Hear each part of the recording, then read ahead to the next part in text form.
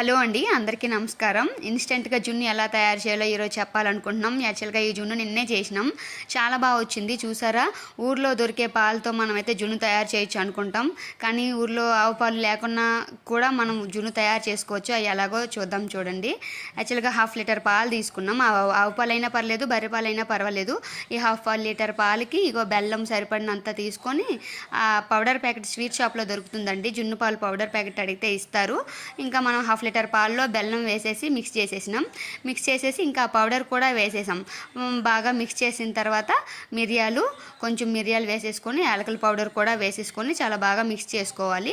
ఆ తర్వాత బాగా మిక్స్ చేసుకొని స్వీట్ సరిపోయిందో లేదో చెక్ చేసుకోవాలి. మా వాడు చూడండి ఎప్పుడెప్పుడు తయారవుతుందా అన్నట్టు చూసారు, కుక్కర్లో పెట్టేసిన మంచిగా వచ్చింది. జున్ను ముక్కలుగా వచ్చింది. చూడండి, చాలా బాగా వచ్చింది పౌడర్తో. నిజంగా జున్ను పాలు చేసినాం అనుకుంటాం, కానీ అది పౌడర్తో చేసినాం. చాలా బాగుంది టేస్ట్. రియల్గా బర్రె పాలతో చేసినాము.